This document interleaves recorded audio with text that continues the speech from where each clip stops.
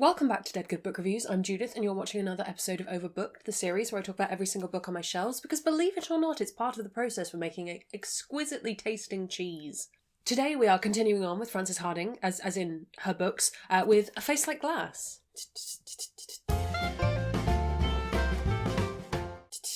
The usual disclaimers before we start. I bought this book myself. I think I bought it second hand actually, which is very nice and tidy. Nobody's paying me to talk about books and all opinions are my own. I'm also going to keep this as spoiler free as humanly possible, though if you do want to go in knowing absolutely nothing, don't watch review videos. This book originally came out in 2012. It was Frances Hardinge's fifth published novel. As with many of her books, it kind of straddles the line between older, middle grade and YA. It was very well received at the time. It was even shortlisted for a Kitschy Award. I'm not going to get into details about who Frances Hardinge is in this video, but if you do want to check out her website, that will be linked below, or you can watch my Skinful of Shadows video to get a bit more of the skinny on that. Art thou ready for a blurb? In the underground city of Caverna, the world's most skilled craftsmen create delicacies beyond compare, cheese that can show you the future, and perfumes that convince you to trust the wearer, even as they slit your throat. The people here are unlike any other. They have faces as blank as untouched snow. Expressions must be learned, and the famous face-smiths will teach a person to display joy, despair, or fear, at a price. Into this dark and distrustful world tumbles Neverfell, a girl with no memory and a face so incredible to those around her that she must wear a mask at all times. For Neverfell has a face that shows her emotions, a face incapable of lying, a face that is a dangerous threat and an irresistible treasure, a face that someone would kill for. That's the basic gist of this book. As with last week's video, there is a lot more happening within this story than just that, but that is probably the main plot. I think even more so than Deep Light. Like, this is full on what's happening.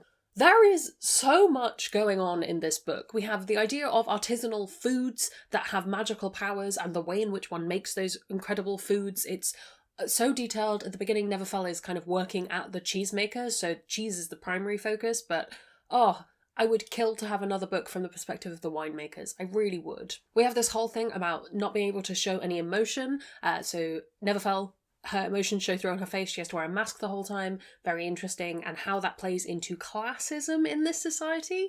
Fascinating. This idea of life underground, how do you regulate time, how do you coordinate when people are awake and when people are asleep if you have no sun cycle, very interesting stuff. There's a whole plot about thieves, there's a whole plot that's basically a murder mystery, almost. It's fascinating. And yet with all of these seemingly disparate ideas and themes and world-building elements, everything still somehow comes together. It's a really cohesive book, which surprises me now that I'm talking about it. This book should be a mess. It isn't. That's a selling point. Neverfell is a classic Hardinge protagonist at this point. I think I would argue probably like the most quintessentially Hardinge protagonist I can think of in terms of her naivety about how the world works, which is for a lot of reasons. Like she fully has been sheltered from this world, and her just desire to know more and learn, and her zeal for fairness, I would say, is a really key part of her character. If you ask me to pick like a spokesperson for all of the Frances Hardinge protagonists, I think it would be Neverfell. I really enjoy reading her perspective. I've talked about this in other books, but she doesn't ever feel annoyingly naive. She's just really nice to read, and I really like seeing her pick apart the plot and discover things as the reader does. It's really enjoyable. I've talked a lot about the world because I think that's probably like the biggest thing that you have to wrap your head around when reading this book, and it's one of the best things about it, but I do think that the plot is also fantastic. It's really high stakes. There's a lot of various mysteries and clues and different parts all coming together, but they all work. And it has a lot of my favourite tropes in to do with various things that I don't want to get into because it will lead into spoiler territory. But this, just trust me on this, the plot is really strong. It's still very weird, and you have to kind of let go of control, let the plot take you where it's going to go, and trust that you're going to get somewhere. Because there's a lot of, why am I still focused on this? What's going on? Why am I getting this piece of information? And then maybe like an hour later, you're kind of like, oh, that's why that was important. Got it. Everything in this book is important. So it is a lot to take in. And I would argue of all of the Frances Hardinge books, this is probably the one that most required 2 reads to really get it. So I read it once when I first got it, I think, maybe from the library, I can't remember, and then I read it again last year and I thoroughly enjoyed it, and I think that was the time it really clicked for me as this is what's going on. And I think that's because having read it once, you realise what's important and what you need to hang on to in your brain and what you can let go. Like, it's definitely a book that's fun to reread, but also if you're not a person who likes reading things twice, maybe take a bit more time to focus the first time around. As with a lot of other Frances Harding, it's kind of creepy at times.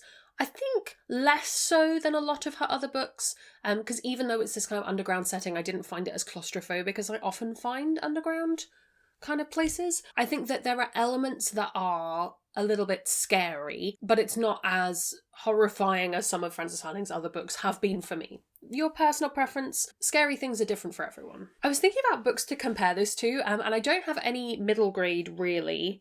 I don't think I have any middle grade I can compare this to. This is so strange. Weirdly, it reminds me a lot of Neverwhere, the Neil Gaiman book. There's something very Gaiman-esque about this story and this world. I don't think they're similar in every way, but just something about it sparked a reminder. I think the detail of the world, and I think the idea that this is just a tiny piece and there's so much else going on around it, that really sparked something for me. And the other underground kind of setting I could think of was parts of The Gutter Prayer, which I've reviewed very recently and you can go and watch. There is an underground kind of system in that. Again, not entirely similar, but there's something there. I have been trying to look for more recommendations that I can do with these Frances Harding books, but they are so unique that really it's quite difficult to not just recommend them against one another. I think if you liked A Face Like Glass and you wanted to know what to read next, and you had already read Deep Light, let's assume that you have, I would pick up maybe Cuckoo Song, which I don't think is going to be in this set of reviews because I don't own it, but it is a good time. Okay, we'll say that. This is a really, really strong book. I enjoy lots of elements about it. It wouldn't be a book I would pick up if I just wanted to have a fun time. It really requires a lot of focus and some aspects of it are quite difficult, but I think it's one of the more impactful books Frances Harding has in terms of the ideas really stay with you, the world really stays with you in a way that some of the other books haven't done for me. Another short and sweet video. As these go on, I have less and less to say. I'm just referring you back to the previous ones. Never mind. Have you read this? Do you have plans to? What are your thoughts on Frances Harding's books? How would you rate them? Let me know down in the comments below. While you're down there commenting, if you haven't already, please do subscribe. It makes me feel loved and appreciated. You can also follow me on social media. Come hang out on Discord where we have a wonderful time talking about books and all sorts of other things. That's all from me and I will see you in the next one. There's gonna be some bloopers now. It'll do. You can go back and watch the original video, which was for... Oh, what was it called? I'm not going to get into details about who...